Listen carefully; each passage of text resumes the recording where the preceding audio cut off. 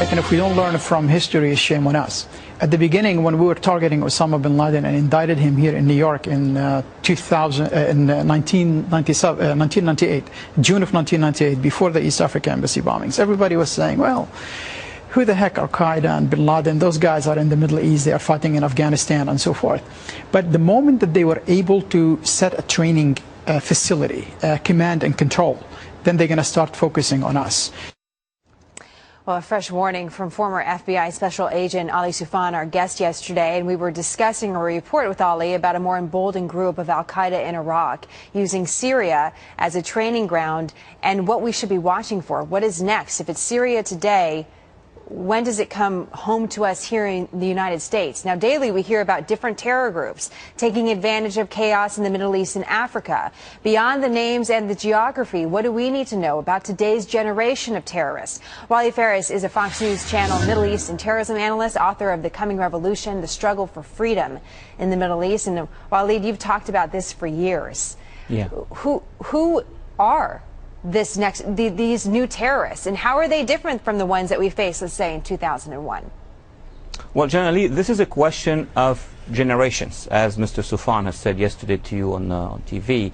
What we are seeing right now is a second, maybe third generation. Those who were 10 years old on 9/11 or very young during the 90s are now basically those who are in their 20s and 30s and involved in various actions, and it's not just around the world. It could also be in the United States. What is linking all of these people is in ideology. They're all, united with one ideology. What makes a difference between one or the other is the organization.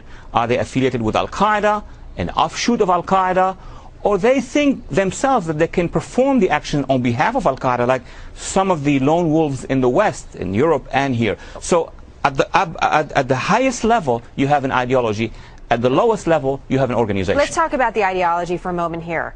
The ideology, as it has grown up through these generations, has it gotten more Western, more extreme? I mean, what direction has it gone? See, the ideology by itself, the goals, meaning what is it that they want to achieve, let's call it a caliphate, how many provinces, what to implement within this caliphate, has not changed. Take the Muslim Brotherhood, for example, who are not really terrorists by our measurement, but are militant.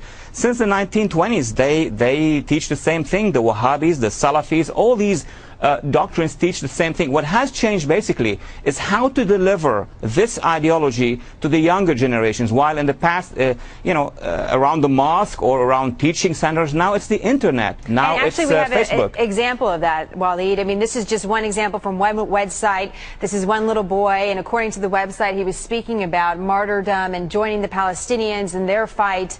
And the website pointed to him as, here's this little boy who's preaching these things and saying this is we're not making the link. We don't know anything about that little boy, but this was one of the examples put forward as we were looking at this next generation and how do we combat the ideology. And Waleed, what do we do?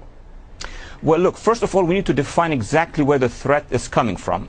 It is not just coming from bin Laden, Zawahiri, and Al-Qaeda. These are the tip of the iceberg, or the multiple icebergs. There is an indoctrination system which is actually very complex. You have it, for example, in Pakistan and Afghanistan as madrasas, those militant schools. But you have also courses and classes taught in normal schools in the region. And third, of course, as you just shown, now you have the video internet, and that is very, very efficient. People on Facebook, on YouTube, are becoming jihadists at a younger age. And one of the reasons we wanted to talk about this is, again, we see this isolation. When we're talking about the Middle East and the intricacies of all these different groups that are sometimes connected or not, and the terrorism that they're waging in their communities, we have to ask the question about when does that come to us? When do we see the attacks? We've certainly seen them on our own embassies. But when does it come here, Waleed, and what do you think? Look, the measurement is very simple. The more you see the ideology widespread in an area, in a zone, let's take, for example, Libya.